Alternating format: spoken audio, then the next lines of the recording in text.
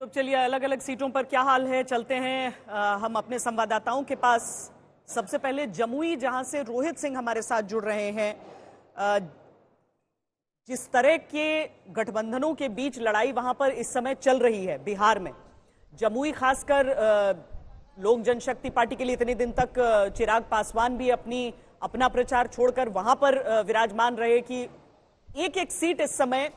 NDA गठबंधन हो या सामने इंडिया गठबंधन हो, दोनों के लिए प्रतिष्ठा का प्रश्न भी है उस सीट के आंकड़े के साथ साथ।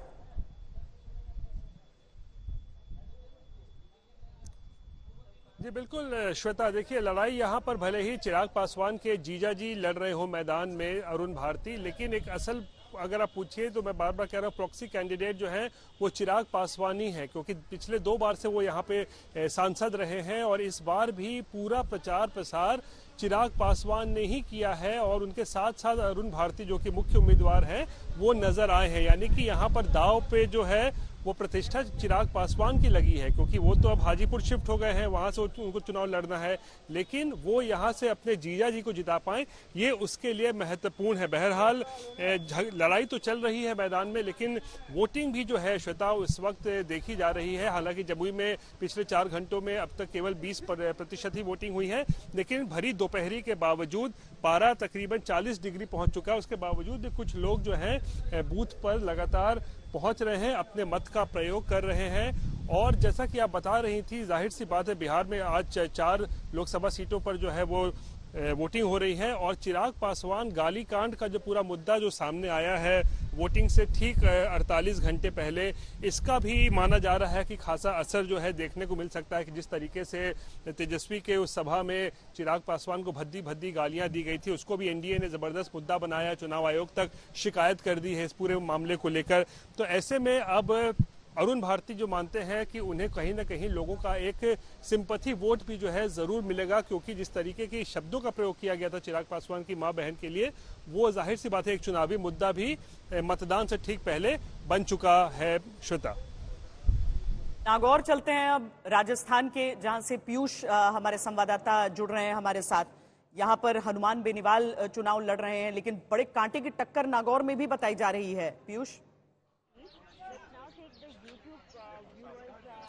जी बिल्कुल श्वेता, नागौर की बात करें तो कांटे की टक्कर जरूर है यहाँ पर, क्योंकि नागौर से हनुमान बेनीवाल खड़े हुए और पिछली बार 2019 में वो बीजेपी के समर्थन से यहाँ पर चुनाव जीते थे और 1,81,000 के आसपास उनको वोट मिला था। इस बार का चुनाव बड़ा दिलचस्प इसलिए हो गया है क्योंकि कैंडिडेट्स तो सेम है लेकिन पार्टियां बदल गई है, क्योंकि ज्योति मिर्धा पिछली बार कांग्रेस की टिकट पर उन्होंने चुनाव लड़ा था। हनुमान बेनीवाल जो है वो पिछली बार बीजेपी के समर्थन से इस मैदान में थे, लेकिन इस बार हनुमान बेनीवाल को इंडिया गठबंधन का समर्थन मिला हुआ है। वहीं दूसरी ओर अगर हम ज्योति मिर्धा की बात करें तो वो बीजेपी ज्वाइन कर वो बीजेपी की टिकट पर चुनाव लड़ रही है। ये कहीं ना कहीं लड़ाई को दिलचस्प बनाता है। हनुमान बेनीवाल कह रहे हैं कि जाट वोटर और महिला वोटर जो है वो उनके साथ हैं। वहीं ज्योति मिर्धा का यह मानना है कि मोदी लहर की वजह से और जिस तरह के काम पिछले 10 सालों में मोदी सरकार ने किए हैं उस वजह से लोग जो है वो बीजेपी को समर्थन देंगे और 400 पार का नारा जो प्रधानमंत्री के द्वारा दिया जा रहा है वो पूरा होगा। लेकिन साथ ही साथ जो हनुमान बेनीवाल का कैंप है वो ये मानता है कि जिस तरह से जाट नाराज हुए हैं, जिस तरह से महिलाओं को लेकर काम हुए और साथ साथ जो पहलवान धरने पर बैठ गए थे, वो कहीं ना कहीं एक मुद्दे हैं जो लोगों के दिमाग में रहेंगे और इसीलिए लोग जो है बीकानेर की स्थिति, मोदी सरकार और बीकानेर की स्थिति श्रेया। देखिए, बीकानेर में आज सुबह से भारी मात्रा में लोग लाइनों में खड़े रहे, वोट डाले। अभी फिलहाल क्योंकि 12 बज चुके हैं और तापमान भी यहाँ पे बढ़ जाता है बीकानेर में, तो अभी फिलहाल यहाँ पे लोगों की संख्या कम है, गिने चुने लोग आ रहे हैं, लेकिन फिलहाल 21% वोट रजिस्टर हो चुके हैं। हम जहाँ पे मौजूद है बीकानेर सिटी का इलाका है, यहाँ पे जो लोगों की बातचीत से हमें पता चल रहा है वहाँ पे राष्ट्र की विकास, गाय की सेवा, ये मुद्दे के बारे में लोगों ने बातचीत की। इस बूथ की खासियत खासियत है कि यहाँ पे कुछ ऐसे चीजें हैं जैसे मैजिशियन से लेके कुछ बच्चों के खेलने की चीज यहाँ पे लगाई गई है, ताकि